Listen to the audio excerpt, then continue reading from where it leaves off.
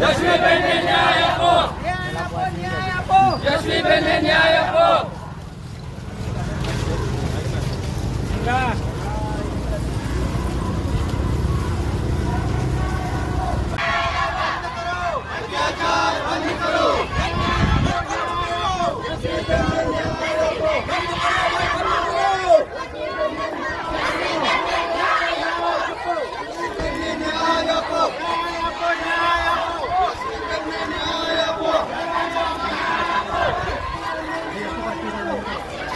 આદિવાસી પર અત્યાચાર બંધ કરો, બંધ કરો. આદિવાસી પર અત્યાચાર બંધ કરો, બંધ કરો. આદિવાસી પર અત્યાચાર બંધ કરો, બંધ કરો. આદિવાસી પર અત્યાચાર બંધ કરો, બંધ કરો. ન્યાય આપો, ન્યાય આપો, જસ્મીબેનને ન્યાય આપો, ન્યાય આપો, ન્યાય આપો, જસ્મીબેનને ન્યાય આપો.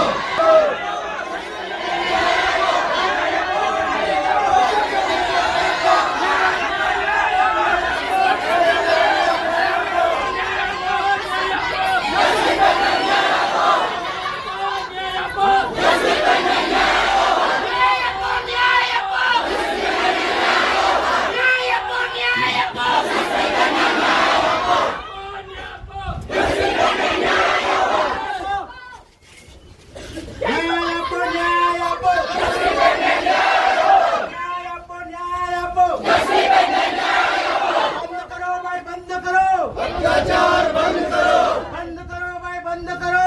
અત્યાચાર બંધ કરો. આદિવાસી પર અત્યાચાર બંધ કરો, બંધ કરો. બંધ કરો ભાઈ, બંધ કરો. અત્યાચાર બંધ કરો.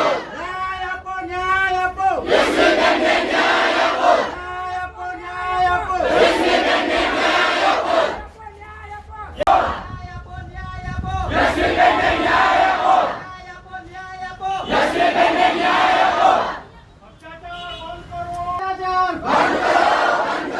આદિવાસી पे અત્યાચાર બંધ કરો, બંધ કરો.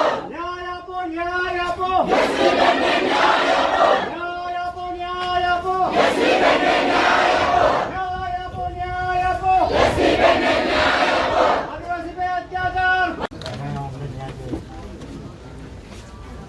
કેમ કે આ મોત જે છે શંકાસ્પદ છે. કેમ કે જે દીકરી બીમાર અવસ્થામાં હતી તો અંદર જે લોહીની વામી થઈ જે વખતે રજા માંગતા હતા તે વખતે ખરેખર જે ગૃહ માટે રજા અમને આપી હતી. એટલે કાંઈને જે બેદરકારી દાખવી છે એ બાબતનો અમે એમના પર ફેસલા કરવા માંગીએ. જેમણે બેદરકારી દાખવી છે કેમ કે જે વખતે બીમાર હતી અને લોહીની વામી થઈ શક્યા પણ બી એમનું લોહી તોડવું છે એવિડન્સ તરીકે. એ ટાઈમે જો ગૃહ માટે એમને રજા આપી હતી ઘરના વડીલોને કે વાલીઓને જાણ કરી હોત ને રજા આપી હોત તો કદાચ આ દીકરી બચી ગઈ અને સારવાર મળી હોત. પણ આ બેદરકારી ગૃહ માતાની અને ત્યાંના કર્મચારીઓની છે, જેથી કરીને આ કર્મચારીઓને ગૃહ માતા પર આ કાયદેસરની કાર્યવાહી થવી જોઈએ એ બાબતની અમારી માંગ છે. અમારો એવિડન્સમાં તો બધું જ આપેલું છે, અત્યારે એમની ધરપકડ થવું જોઈએ. વહેલા હતા ત્યારે ફરિયાદ થઈ છે, એફઆઈઆર પણ થઈ છે. ઘણીવાર એફઆઈઆર કરે છે પણ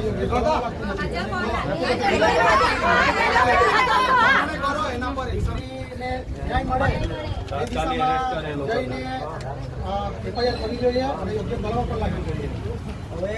કેમ કે પછી આજે છોડી દે આ દીકરીને પછી કાલ ઉઠીને બીજો બનાવ બનશે. બીજું એ કે ઉમરપાડા તાલુકામાં જેટલી બી હોસ્ટેલો ચાલતી છે ને એ બધી કફડદજ હાલતમાં પરિસ્થિતિ છે. અને એ લોકોને જમવાની વ્યવસ્થા, પછી એ લોકોના સ્વાસ્થ્યની વ્યવસ્થા, તો દર મહિને છે ને આ જે બી હોસ્ટેલો છે એમાં સરકાર દ્વારા દર મહિને એક કેમ્પ થવો જોઈએ આદિવાસી વિસ્તારમાં. હા, બરાબર છે, બરાબર છે. શહેરોમાં સારી સુવિધા આપવામાં આવતી હોય તો અમે તો પણ અમે આપીશું કે તાલુકાની હોસ્ટેલોમાં ભોજનના ઠેકાણા નથી. એટલે આ કેમ્પનું એક બહુ જરૂરી બાબત છે અને એને બહુ ગંભીરતાથી લેવી જોઈએ. બીજું એ કે જે સમાજ કલ્યાણ અધિકારી છે ત્યાં એક હોસ્ટેલોમાં ફરિયાદ પેટી મૂકવામાં આવે અને દર મહિને સમાજ કલ્યાણ અધિકારી રૂબરૂ આવીને મુલાકાત લે એની તાલુકાના વિસ્તારની કે કેટલી ફરિયાદો છે. તો વિદ્યાર્થીઓને કોઈના વિરુદ્ધમાં ફરિયાદ હોય તો એ ફરિયાદો તો કરી શકે. આ તો બોલી પણ નથી શકતા. શું કરવાનું? તો તંત્રને એમ કહી દો શકે કે પોતાના મા બાપને કહે છે, તંત્રને બી લેખિત આપી શકે કે ભાઈ અમારે આ તકલીફ પડી રહી છે. મા બાપને તો મારે કહેવું પડે છે. પછી તમે મારી નાખો એવી બાબતે બધા જ વિસ્તારમાં આ હાલત છે.